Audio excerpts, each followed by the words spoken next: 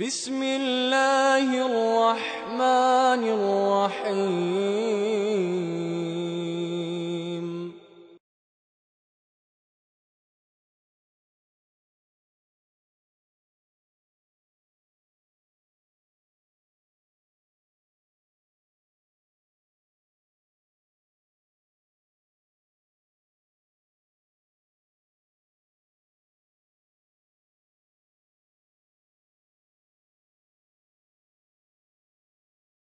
الذي أرسله بالحق بشيرا ونذيرا وداعيا إلى الله بإذنه وسراجا منيرا أما بعد فإن خير الحديث كتاب الله وخير الهدي هدي محمد صلى الله عليه وسلم وشر الأمور محدثاتها وكل محدثة بدعة وكل بدعة ضلالة وكل ضلالة في النار أما بعد فقد قال الله تبارك وتعالى في الكلام المجيد والفرقان الحميد بعد أعوذ بالله من الشيطان الرجيم يا أيها الذين آمنوا اتقوا الله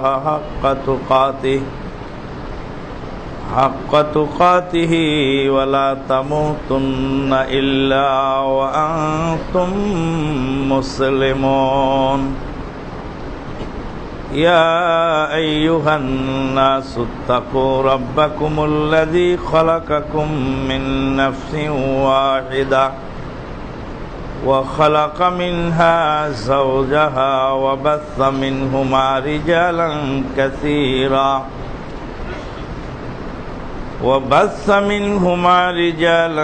كثيرا ونساء واتقوا الله الذي تساءلون به والأرحام إن الله كان عليكم رقيبا يا أيها الذين آمنوا اتقوا الله وقولوا قولا سديدا يصلح لكم أعمالكم ويغفر لكم ذنوبكم ومن يطع الله ورسوله فقد فاز فوزا عظيما وقال تعالى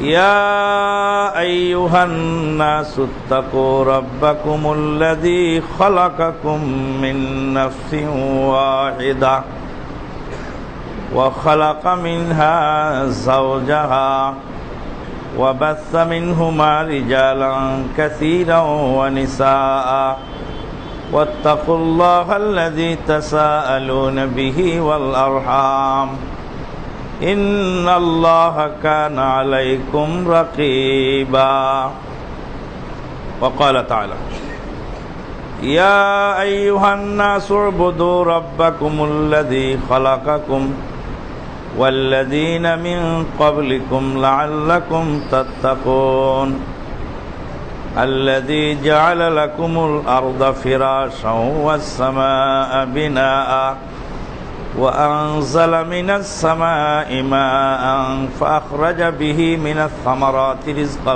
لكم فلا تجعلوا لله أندادا وأنتم تعلمون وقال تعالى وإذ قال ربك للملائكة إني جاعل في الأرض خليفة قالوا أتجعل فيها من يفسد فيها ويسفك الدماء ونحن نسبح بحمدك ونقدس لك قال إني أعلم ما لا تعلمون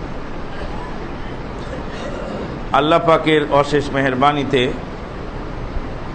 গত জুমায় ফিতনা থেকে বাঁচার উপায় এবং স্থিরতার উপরে আলোচনা হয়েছিল। আল্লাহ রাব্বুল আলামিন দুনিয়াতে একটি সিরাত দিয়েছেন, সেটা সিরাতে মুস্তাকিম, আর পরকালে আর একটা সিরাত দিয়েছেন, সেই সিরাতকে বলা হয় পুল সিরাত। দুনিয়ার সিরাতের উপরে যারা অটল থাকবে, পুল সিরাতের উপরেও তারা অটল থাকতে পারবে।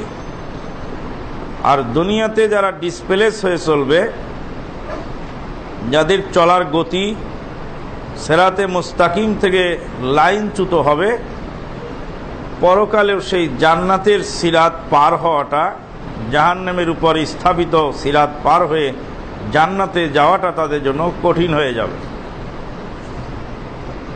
সিরাতে মুস্তাকিমের উপরে অটল থাকার সহায়ক স্বরূপ বলা হয়েছিল যে ইরাদাতুল্লাহ, আল্লাহর ইচ্ছা।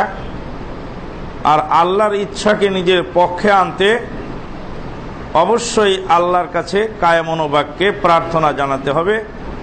আল্লাহ পাক শিখিয়ে দিয়েছেন, রব্বানা লা তুযিগ কুলুবানা বা'দা ইয হাদাইতানা ওয়া হাব লানা মিন লাদুনকা রাহমা ইন্নাকা আনতাল ওয়াহ্হাব। দাওয়াতি কাজের মাধ্যমে সিরাতে মুস্তাকিমে অটল থাকা সহজ। রাসূলুল্লাহ সাল্লাল্লাহু আলাইহি ওয়াসাল্লাম বলেন, বাল্লিগু আন্নী ওয়ালাউ আয়াহ, একটি আয়াত জানা থাকে সেটা মানুষের কাছে পৌঁছিয়ে দাও। যখনই মানুষের কাছে পৌঁছিয়ে দেওয়া যায়, দাওয়াতি কাজে যারা অংশগ্রহণ করে তারা অবশ্যই সিরাতে মুস্তাকিমের উপরে অটল থাকতে পারে। সিরাতে মুস্তাকিমের উপরে অটল থাকার জন্য ইলমের প্রয়োজন। পর্যাপ্ত ইলম না থাকলে মানুষ ক্ষতিগ্রস্ত হয়ে যায়।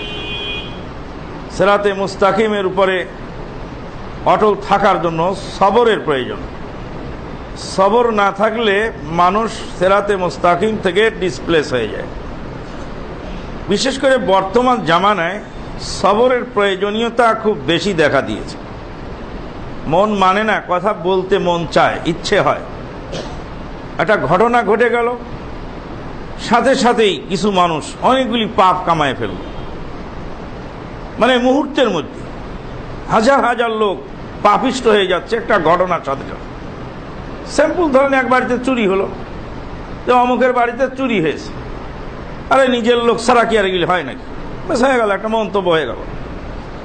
আরে কে নিয়েছে? ওর নিজের লোকই নিয়েছে, ওর ছেলেই চুর, ওর ছেলেই চুরি করে, ও ছেলেই নিবে। আরে অন্য কে?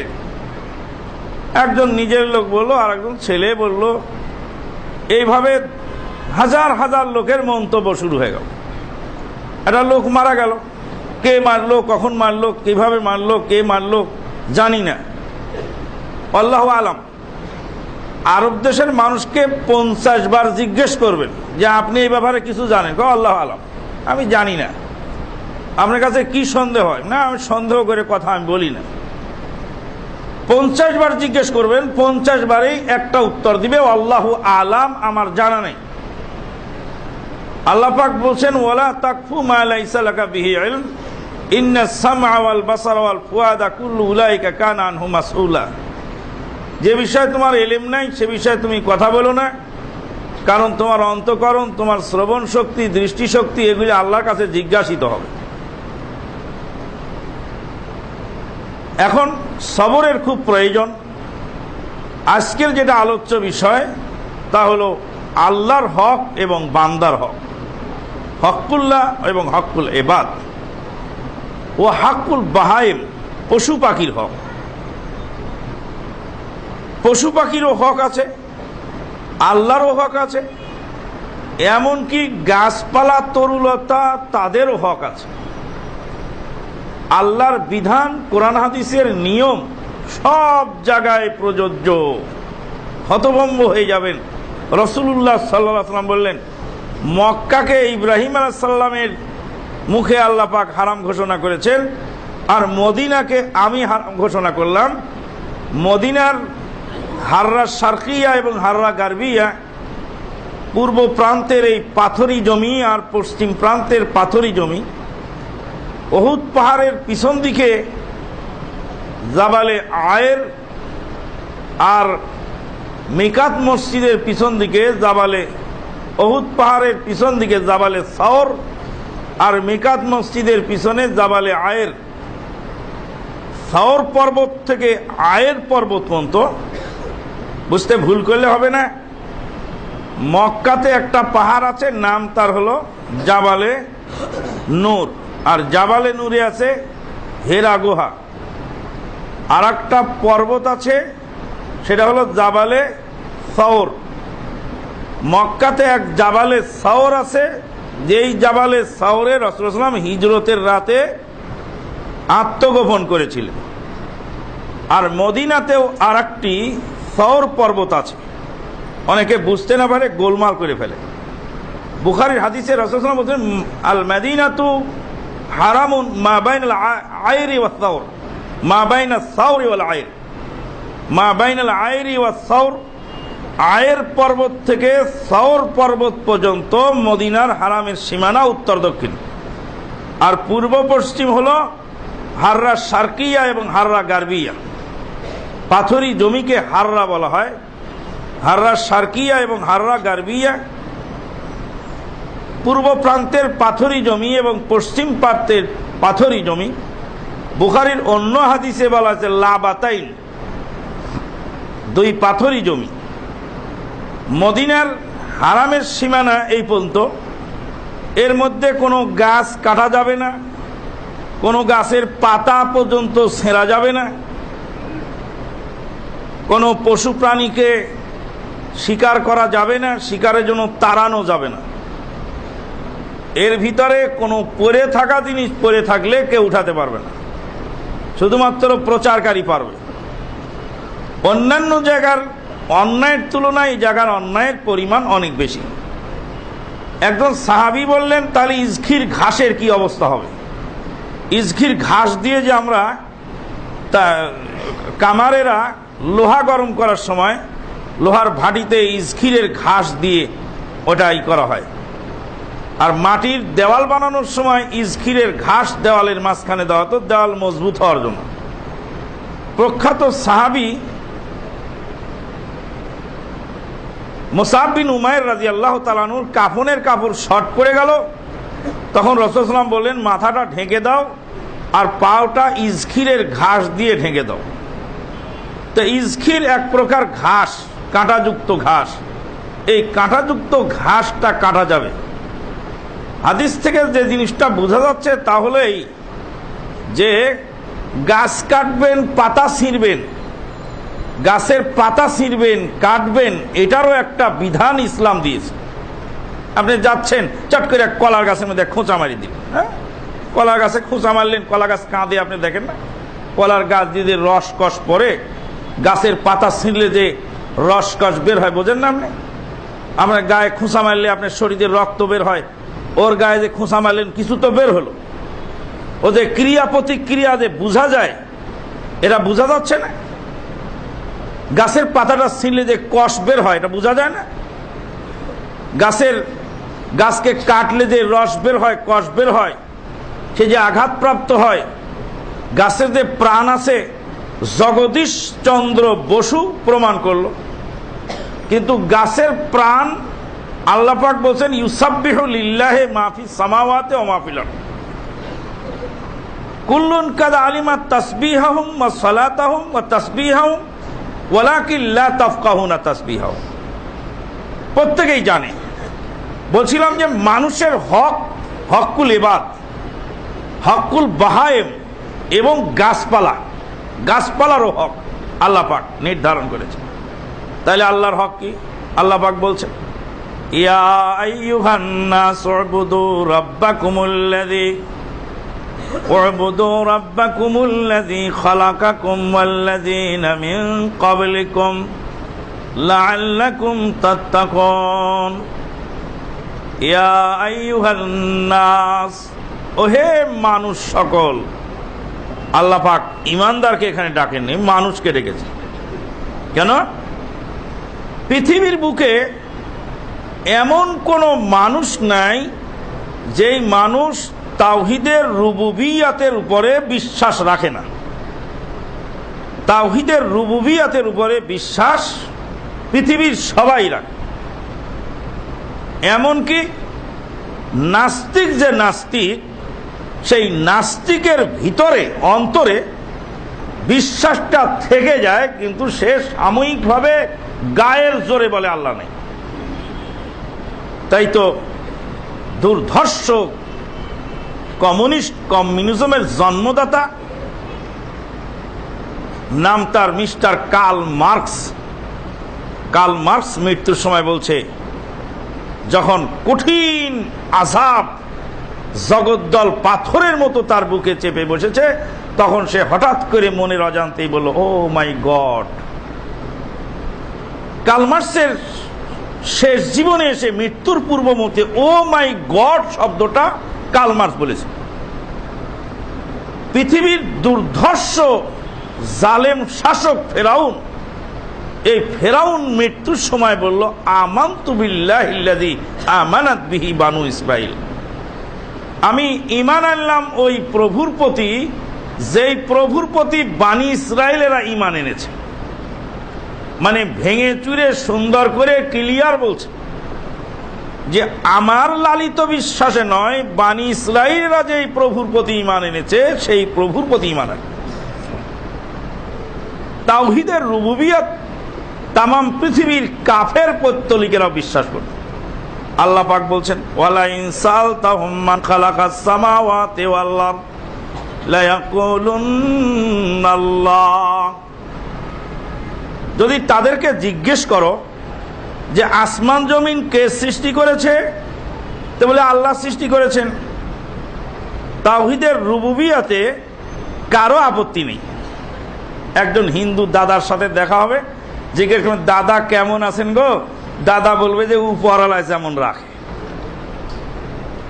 দাদাও জানে যে আল্লাহ উপরে, কিন্তু 43 বছর বুখারী পড়ানো মুহাদ্দিস জানে না যে আল্লাহ কোথায়। দাদাও জানে যে আল্লাহ উপরে, উপরওয়ালায় যেমন রাখে ওরকম আছে। উপরওয়ালা মানে উপরে একজন আছেন। আর এগুলা হলো মা নুকাররিবুহুম ইল্লা মা না'বুদুহুম ইল্লা লিয়ুকাররিবুনা ইলাল্লাহি যুলফা। এরা হলো আল্লাহর কাছে আমাদেরকে পৌঁছিয়ে দেয়। এরা আল্লাহর কাছে আমাদেরকে পৌঁছিয়ে দেয়। তাহলে যে পৌত্তলিক মুশরিক, সেই মুশরিকও বলে উপরওয়ালায় যেমন রাখে। আল্লাহ পাক আবারও বলছেন, ফাইযা গাশিয়াহুম মাউদুন কাযযুলাল দা'উল্লাহ মুখলিসিনা লাহুদ্দিন ফালাম্মা নাজ্জাহুম ইলাল বার ফামিনহুম মুকতাসিদ ওয়া মা ইয়াজহাদু বিআয়াতিনা ইল্লা কুল্লু খাত্তারিন কাফুর। ফাইযা গাশিয়াহুম মাউদুন কাযযুলাল দা'উল্লাহ মুখলিসিনা লাহুদ্দিন। যখন তাদেরকে সাগরের ঢেউ গ্রাস করে ঘিরে ধরে, কাযযুলাল পাহাড়ের মতো ঢেউ যখন চলে আসে, দাউল্লাহ মুখলিসিনা লাহুদ্দিন, তখন খালেস ভাবে আল্লাহকে ডাকে। ফালাম্মা নাজ্জাহুম ইলাল বার ফামিনহুম মুকতাসিদ ওয়া মা ইয়াজহাদু বিআয়াতিনা ইল্লা কুল্লু খাত্তারিন কাফুর। যখন কিনারায় চলে আসে, তখন আবার তাদের ভিতরে পরিবর্তন দেখা যায়। একজন বলে যে মাঝি মাল্লা ভালো ছিল, দাঁড় বইটা ভালো ছিল, চালকটা খুব সুন্দর ছিল, যার ফলে চলে আসলাম, পার হয়ে গেল। পৃথিবীর সব মানুষ আল্লাহকে রব বলে স্বীকার করে। তাওহীদে রুবুবিয়তের ক্ষেত্রে পৃথিবীর কোনো মানুষের দ্বিমত ছিল না। আল্লাহ পাক তাই ডেকেছেন, ইয়া আইয়ুহান নাসু উবুদু রাব্বাকুমুল্লাযী খালাকাকুম ওয়াল্লাযীনা মিন ক্বাবলিকুম লাআল্লাকুম তাত্তাকুন। ওহে মানব মণ্ডলী, তোমরা আল্লাহর ইবাদত করো, রবের ইবাদত করো, যেই রব তোমাদেরকে সৃষ্টি করেছেন আর তোমাদের পূর্ববর্তীদেরকে সৃষ্টি করেছেন, যাতে তোমরা মুত্তাকি হতে পারো। নবী মুহাম্মদুর রাসূলুল্লাহ সাল্লাল্লাহু আলাইহি ওয়াসাল্লাম জনৈক সাহাবীকে জিজ্ঞাসা করলেন, তুমি কি জানো আল্লাহর হক বান্দার উপরে কি, আল্লাহর দাবি বান্দার উপরে কি, আর বান্দার দাবি আল্লাহর উপরে কি। আল্লাহর উপরে বান্দার পাওনা আছে, আর বান্দার উপরে আল্লাহর পাওনা আছে। আন তামিমিদ দারি রাদিয়াল্লাহু তাআলা আনহু قال قال رسول الله صلى الله عليه وسلم الدين والنصيحة।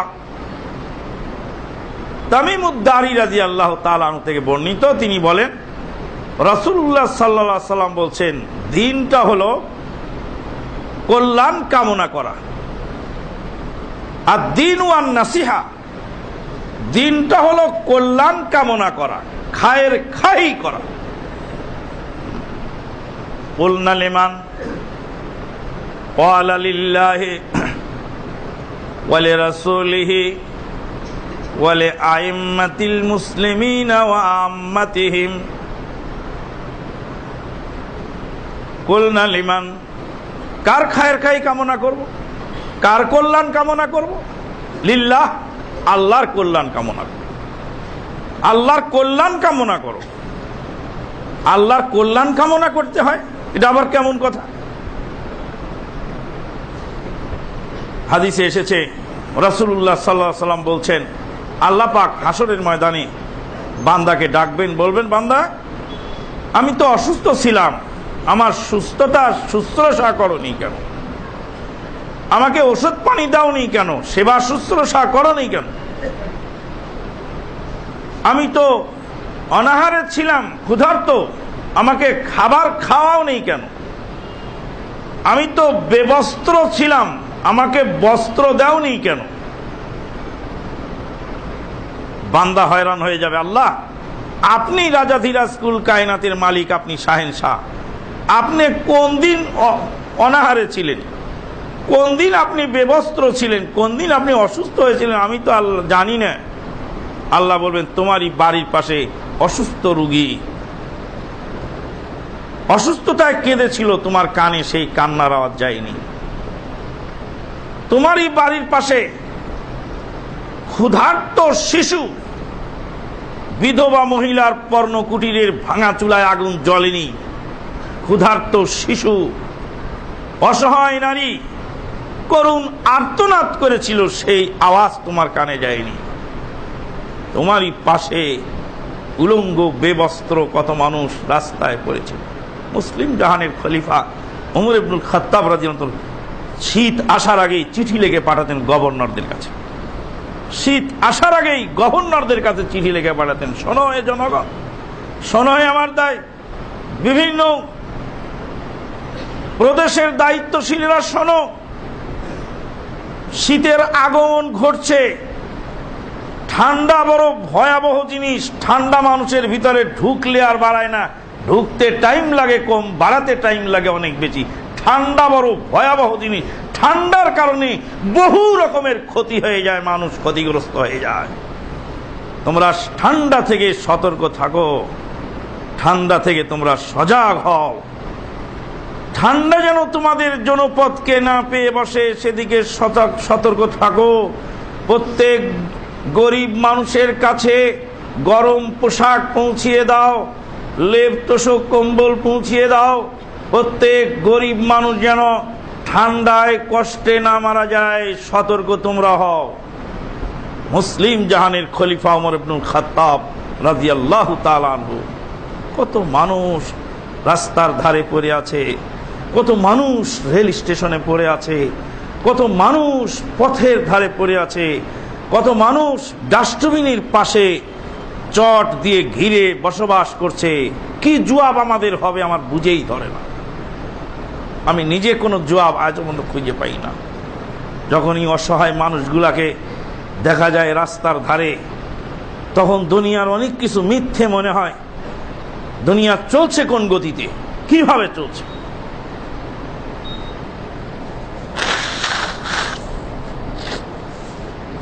ফুটপাতে মানুষ কুকুরের সাথে ভাগাভাগি করে খাবার খাচ্ছে।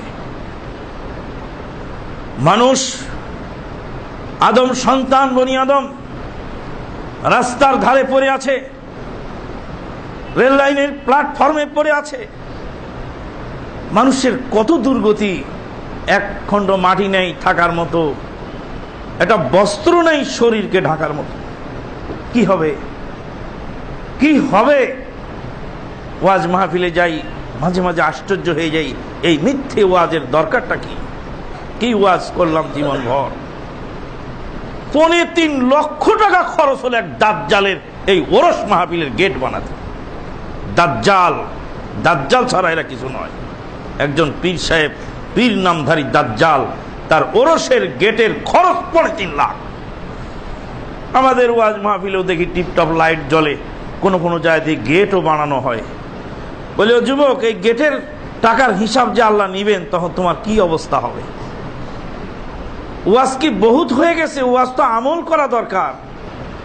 ওয়াজের টাকাগুলি তো গরিব মানুষগুলাকে দিলে খেয়ে পড়তে বাঁচতে পারে। কথার মানে এই নয় যে আমি ওয়াজ মাহফিলের বিপক্ষে কথা বলছি। ওয়াজ মাহফিল হবে সালাফি সালেহিনের কায়দায়, ওয়াজ মাহফিল হবে রাসূলুল্লাহ সাল্লাল্লাহু আলাইহি ওয়াসাল্লামের তরিকায়, কোরআন হাদিসের আলোচনা হবে নির্যাস। ওখানে গেটের দরকার কেন পড়লো? কেন এত দামি কাপড় দিয়ে, কাগজ দিয়ে, কেন অফসেট পেপার দিয়ে ওয়াজ মাহফিলের পোস্টার বানানো দরকার পড়লো? এই অফসেট পেপারে হিসাব কে দিবে? আমার বুঝে ধরে না আমরা কোন ভাবে চলি। ওয়াজ মাহফিলের পোস্টার আজকে ওয়াজ শেষ, পোস্টারের কামও শেষ, কিন্তু ওটা অফসেট পেপার। আর যুগের পর যুগ চলে থাকবে আমার জমিনের পর্চা, লক্ষ লক্ষ টাকা ট্যাক্স খায় সরকার, হ্যাঁ, আর পর্চাটা দেখে পচা কাগজ। সেই পর্চাটা নাড়তে হলেও হিসাব করে নাড়তে, কোন অংশ কখন জানি খসে পড়ে। একটা জায়গার দাম 1 কোটি টাকা, আর ওই জায়গা রেজিস্ট্রি করতে লাগে 20 লাখ টাকা। তো 1 কোটি টাকার জায়গা তুমি রেজিস্ট্রি করার সময় 20 লাখ টাকা তুমি খরচ নেও, তো পচা পর্চা দিলা কেন? কাগজ নাই, অফসেট পেপার নেই, ভালো কাগজ নেই যেটাতে সংরক্ষণ হয়। বছরের পর বছর, যুগের পর যুগ, শতাব্দীর পর শতাব্দী এই জমির কাগজগুলি মানুষের কাছে থাকবে, তো পচা কাগজ কেন? 20 লাখ টাকা তো নেওয়া হলো রেজিস্ট্রি খরচ, তো পচা পর্চা কেন? এটার জবাব কে দিবে আমার বুঝে ধরে। কিন্তু ওয়াজ মাহফিলের পোস্টারটা ওয়ান টাইম ইউজ, এটা অফসেট কাগজ, 4 কালার, 5 কালার, 6 কালার, কত রকমের, কে কত ডিজাইন করতে পারে। বলছিলাম আল্লাহ পাকের কল্যাণ কামনা মানে আল্লাহর বান্দার কল্যাণ কামনা করা। আল্লাহর বান্দা যদি মুসলিম হয় তার কল্যাণ কামনা করতে হবে, কাফের যদি হয় তবু তার হক রয়ে গেছে। কাফেরের তো হক রয়ে গেছে, হক তো রয়েছে কাফেরের। ওখানে বলা হয়নি যে তোমার বাড়ির পাশে মুসলমান না খেয়েছিল, বলা হয়নি। তোমার বাড়ির পাশে আদম সন্তান না খেয়েছিল, তোমার বাড়ির পাশে আদম সন্তানের বস্ত্র ছিল না, শীতে কষ্ট পেয়েছে, তোমার বাড়ির পাশে আদম সন্তান অসুস্থ ছিল, তুমি সেগুলি দেখো নাই, করো না। তাহলে এ তো গেল এক কথা। আর বাকি থাকতেছে ন্যূনতম খাবারের যে ব্যবহার সেবার, এগুলি তো আছেই, তার পাশাপাশি যে জিনিসটা থাকছে, সে একটা লোক রাস্তা দিয়ে যাচ্ছে, নির্মম ভাবে তাকে হত্যা করা হচ্ছে, গুলি করা হচ্ছে, তার গায়ে মার। কে মারতেছে গুলি? কে মারে? কেন মারে? কি চায় তারা? কেন তারা মারে গুলি? ধরা পড়ে না কেন? ধরে না কেন? ধরা পড়ে না কেন? ধরে না কেন? ধরলে প্রকাশ্য শাস্তি হয় না কেন? কোরআন হাদিসের বিচার অনুযায়ী প্রকাশ্য দিবালোকে তাদেরকে যদি হত্যার বদলে হত্যা, যেভাবে ইসলাম বলছে যে প্রকাশ্য দিবালোকের জন্য সম্মুখে হত্যার পরিবর্তে হত্যা, আল্লাহ পাক বলছেন ওয়ালাকুম ফিল কিসাসে হায়াতুন ইয়া উলিল আলবাব, তোমাদের কিসাসের মধ্যেই হায়াত রয়েছে, হে জ্ঞানী গুণীরা তোমরা বোঝো। কিসাস অবশ্য কথাটা আবার ভালো করে বুঝতে হবে, না হলে আবার আমাদের বন্ধু বান্ধব আছেন, তারা আবার নেটের মধ্যে অপপ্রচার করবে। কিসাস হবে মুসলিমকে হত্যা করলে, মুমিনকে হত্যা করলে। আর অমুসলিমকে হত্যা করলে অবশ্যই তার বিচার হবে, কিন্তু সেটা কিসাস পর্যায়ে যাবে না, সেটা যাবে জরিমানা। বন্ধুগণ, তাহলে মানুষের হক আর বান্দার হক, আল্লাহর হক আর বান্দার হক কিভাবে ওতপ্রোতভাবে জড়িত। যে আল্লাহ বলছেন যে ওকে খাওয়ালে আমাকে খাওয়ানো হতো, ওকে বস্ত্র দিলে আমাকে বস্ত্র দেওয়া হতো, ওকে চিকিৎসা দিলে আমাকে চিকিৎসা দাও। আল্লাহু আকবার, সুবহানাল্লাহ। পাড়া প্রতিবেশী সম্পর্কে হাদিসে আসছে, রাসূলুল্লাহ সাল্লাল্লাহু আলাইহি ওয়াসাল্লাম বলছেন, ওয়াল্লাহি লা ইউমিনু, ওয়াল্লাহি লা ইউমিনু, ওয়াল্লাহি লা ইউমিনু। আল্লাহর কসম ওই ব্যক্তি ঈমানদার নয়, আল্লাহর কসম ওই ব্যক্তি পূর্ণ ঈমানদার নয়, আল্লাহর কসম ওই ব্যক্তি পূর্ণ ঈমানদার। সাহাবায়ে কেরামগণ কান খাড়া করলেন, আশ্চর্য, আল্লাহর নবী মুহাম্মদুর রাসূলুল্লাহ সাল্লাল্লাহু আলাইহি ওয়াসাল্লাম 3 বার যাকে বেঈমান বলছেন তার ঈমানদার হওয়ার কোনো সুযোগ নেই। ওই লোক বেঈমান, সে কোন সে বেঈমান যেই বেঈমানের কথা আল্লাহ নবী 3 বার বললেন পূর্ণ ঈমানদার নয়। রাসূলুল্লাহ সাল্লাল্লাহু আলাইহি ওয়াসাল্লামকে জিজ্ঞেস করা হলো সে কে? রাসূলুল্লাহ সাল্লাল্লাহু আলাইহি ওয়াসাল্লাম বললেন, যে ব্যক্তি পেট পুরে খেলো আর তার প্রতিবেশী না খেয়ে রইল। শায়েখ আবু মোহাম্মদ আলিমউদ্দিন সাহেবকে জিজ্ঞেস করেছিল, প্রতিবেশী যদি অমুসলিম হয়, তো বলছে তোমার পাশে যদি কুকুর থাকে আর সেই কুকুর যদি অনাহারে থাকে, সেই কুকুরকেও যদি খাবার দাও অবশ্যই তোমার নেকি হবে। প্রতিবেশী অমুসলিম, সে তো আদম সন্তান মানুষ, তার কথা তো অনেক দূরে, কিন্তু যদি কুকুরও হয় তো কুকুরকে যদি তুমি খাবার দাও তবুও তোমার কাছে নেকি আছে। রাসূলুল্লাহ সাল্লাল্লাহু আলাইহি ওয়াসাল্লাম বলে, লিকুল্লি কাবিদিন রাতবিন লানা আজর। প্রত্যেক হৃৎপিণ্ড, যেই হৃৎপিণ্ড তাজা, তার জন্য আমাদের আজর রয়েছে, পুরস্কার রয়েছে আল্লাহ পাকের দরবারে। আল্লাহ পাকের হক সমূহের মধ্যে প্রথম এবং প্রধান হক হলো আল্লাহর ইবাদত করতে হবে শিরক মুক্ত অবস্থায়। আনতাবুদাল্লাহ, আল্লাহর ইবাদত করো, ওয়ালা তুশরিকু বিহি শাইআ, আর আল্লাহর সঙ্গে কোনো শরীক করো না। আল্লাহর সঙ্গে শরীকেরই অংশ। আল্লাহর রাজত্বকে নিজের রাজত্ব মনে করা, আল্লাহর ক্ষমতাকে নিজের ক্ষমতা মনে করা, আল্লাহর ক্ষমতাকে নিজের ক্ষমতা মনে করা, এটাও একটি আল্লাহর সঙ্গে শরীকেরই অংশ। ওই জন্য হাসরের ময়দানে আল্লাহ পাক যারা ছবি অঙ্কন করেন তাদেরকে বলবেন, রুহু দাও, রুহু দাও, রুহু দাও। বানাতে পেরেছো ছবি, রুহু দিতে পারো না কেন? রুহু দাও। মানুষ বানানো আল্লাহর কাজ, তুমি বানালে কেন? প্রাণী বানানো আল্লাহর কাজ, তুমি বানালে কেন? গরু বানানো আল্লাহর কাজ, তুমি বানালো কেন? রুহু দাও। উটের ছবি এঁকেছো, রুহু দাও। মানুষের ছবি এঁকেছো, রুহু দাও। কঠিন শাস্তি হবে। আসাদ্দু আযাবান ইয়াউমাল কিয়ামাতিল মুসাউবিরুন, কিয়ামতের দিনে সবচেয়ে কঠিন শাস্তি হবে যারা ছবি অঙ্কন করবে তাদের। কেন? তারা আল্লাহর জিম্মাদারিতে, আল্লাহর কর্তব্য কাজে, আল্লাহর জিম্মাদারিতে, আল্লাহর নিজের কাজ বলে নিজেকে স্থির করেছেন যে কাজ, সেই কাজে তারা অংশ নিয়েছে। মানুষ বানিয়েছো, আমি একটা মানুষ বানিয়েছিলাম, তুমি 2টা বানাইছো। ছবি দাও, ছবি বানাইছো, রুহু দাও। রুহু দিতে পারবে না মানুষ, আল্লাহ পাক আযাব দিতেই থাকবেন, কঠিন আযাব তাদের হবে। আল্লাহ রাব্বুল আলামিনের হক, কুলনা লিমান ক্বালা লিল্লাহি ওয়া লিরাসূলিহি, রাসূলের হক, ওয়া লিআইম্মাতিল মুসলিমিন, মুসলিম শাসকদের হক, ওয়া লিআম্মাতিহিম, মুসলিম সাধারণ জনগণের হক। গরুর হক হলো গরুকে জবাই করার সময় চাকুটা ধার দিয়ে নাও, গরুর যেন কষ্ট না হয়। গরুর গোশত খাবে, গরুকে আযাব দেওয়ার অনুমতি নাই। জাহেলিয়াতের জামানায় দুম্বার পিছনে যে বাড়তি গোশত হয়, জিন্দা দুম্বা থেকে সেই গোশত কেটে নিয়ে খাওয়া হতো। ইসলাম এসে সেটাকে মানা করে দিল।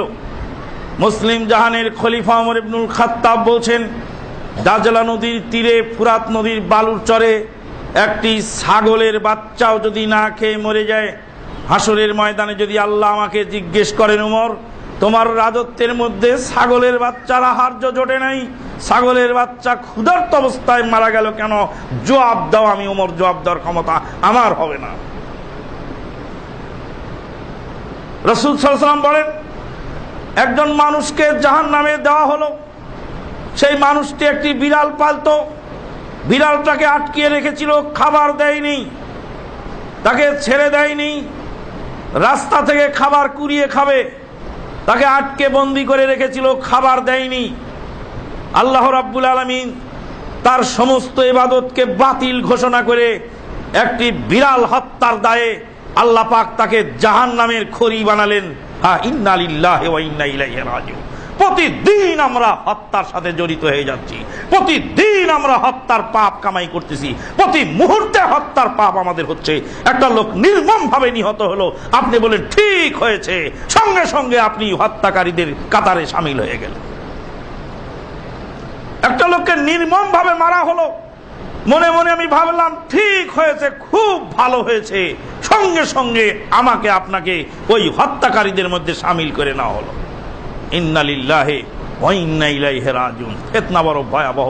তাই তো সেদিন ফেরেশতারা বলছিলেন, ফেরেশতাদেরকে আল্লাহ যখন বললেন মানুষ বানাবো, আল্লাহ বড় আদর করে নিজে হাতে কাদা মাটি সেনে আদম সন্তানকে বানালেন। খালাকাল্লাহু আদম আলা সূরাতিহি। আদম আলাইহিস সালামকে আল্লাহ সৃষ্টি করলেন তার আপন সূরতে। আদম আলাইহিস সালামকে আপন সূরতে, আদম আলাইহিস সালাতু ওয়াস সালামের স্বীয় সূরতে আল্লাহ পাক সৃষ্টি করে খাড়া করে রাখলেন আদম আলাইহিস সালাতু ওয়াস সালামকে। কোন কোন বর্ণনা আসছে আল্লাহ পাক একটু টুকা দিলেন, টন টন করে বাজে। শুকনা মাটি কাদা মাটি সেনে বানালেন, শুকনা হয়ে আদম আলাইহিস সালাম টন টন করে বাজে। রুহুটা ভিতরে দিয়ে দিলেন নাক দিয়ে রুহু দেওয়ার পরে আদম আলাইহিস সালাম হাসি দিলেন। আল্লাহ পাক বলেন আদম তুমি আলহামদুলিল্লাহ বলো। আদম আলাইহিস সালাম বলেন আলহামদুলিল্লাহ। যাবতীয় প্রশংসার মালিক হলেন আল্লাহ, আমি কোনো প্রশংসার হকদার নই, আমার কোনো রাজত্ব নেই। ইন্নাল হামদা ওয়ান নি'মাতা লাকা ওয়াল মুলক লা শারীকা লাক। সমস্ত প্রশংসার মালিক আল্লাহ, যাবতীয় গুণগানের মালিক আল্লাহ, যাবতীয় রাজত্বের মালিক আল্লাহ। আজকে গোটা পৃথিবী উত্তপ্ত হয়েছে এই প্রশংসা নিয়ে, পৃথিবী উত্তপ্ত হয়েছে প্রশংসা নিয়ে। সুপারলেটিভ ডিগ্রি সেটা দিয়ে দেওয়া হলো আব্দুল কাদের জিলানীকে, গাউসুল আজম সুপারলেটিভ ডিগ্রি এটা দিয়ে দেওয়া হলো আব্দুল কাদের জিলানীকে। আর আল্লাহর জন্য আর কিছু থাকলো না। মানে সর্বোচ্চ ডিগ্রিটা যদি মসজিদের খাদেমকে দিয়ে দেন, তাহলে মুয়াজ্জিনের জন্য কি থাকলো, ইমামের জন্য কি থাকলো, খতিবের জন্য কি থাকলো, মসজিদের কমিটির দায়িত্বশীলদের জন্য কি থাকলো, থাকে এটাকে। আল্লাহর আদনা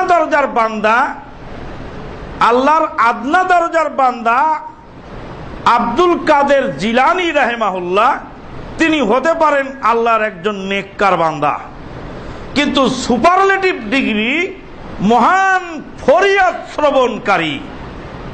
ফরিয়াদ শ্রবণকারী গাউসুল আজম আব্দুল কাদের জিলানী। প্রশংসার কারণে মানুষ মুশরিক হয়ে যাচ্ছে, প্রশংসার কারণে মানুষ ইসলাম থেকে খারিজ হয়ে যাচ্ছে, প্রশংসার কারণে মানুষ লড়াই করছে, প্রশংসার কারণে মানুষ রক্ত ঝরাচ্ছে। আমার নেতা তোমার নেতা, আমার নেতা তোমার নেতা, আমার নেতা ফেরেশতা আর তোমার নেতা শয়তান, আমার পীর হলো ফেরেশতা আর তোমার পীর হলো শয়তান, আমার মাযহাবের ইমাম ফেরেশতা আর তোমার মাযহাবের ইমাম হলো শয়তান, আমার মসজিদের ইমাম বড় আলেম, তোমার মসজিদের ইমাম ছোট আলেম, আমার বাবা ছিলেন বহু ভালো মানুষ আর তোমার বাবা হলো শয়তান। যত মারামারি চলছে, যত দ্বন্দ্ব চলছে, অধিকাংশ দ্বন্দ্বের কারণ হলো এই প্রশংসা। ইন্নাল হামদালিল্লাহি ওয়ান নি'মাতা লাকা ওয়াল মুলক লা শারীকা লাক। আল্লাহ পাক বললেন ফেরেশতাদেরকে, ফেরেশতারা বললেন হে আল্লাহ ওরা মারামারি করবে। ক্বালু আতাজআলু ফিহা মান ইউফসিদু ফিহা ওয়া ইয়াসফিকুদ দিমা ওয়া নাহনু নুসাব্বিহু বিহামদিকা ওয়া নুকাদ্দিসু লাক ক্বালা ইন্নী আ'লামু মা লা তা'লামুন। সবার উপরে রেখেছিলে আল্লাহ তুমি মানুষের খানদানি, তোমার হুকুম লঙ্ঘন করিয়া তাই গজব আনিল টানি। তোমার হুকুম লঙ্ঘন করিয়া গজব আনিল টানি, নোহের প্লাবন আসার আগে ওরা যেন কুল পায়, মানুষের নিয়ে চলো আল্লাহ মানুষের পর্যায়।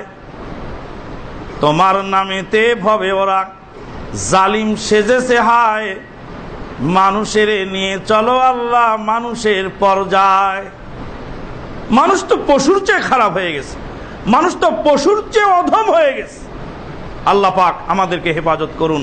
ওয়া আখিরু দাওয়ানা আলহামদুলিল্লাহি রাব্বিল আলামিন। সুবহানাকাল্লাহুম্মা বিহামদিকা আশহাদু আল্লা ইলাহা ইল্লা আনতা আস্তাগফিরুকা ওয়া আতুবু ইলাইক।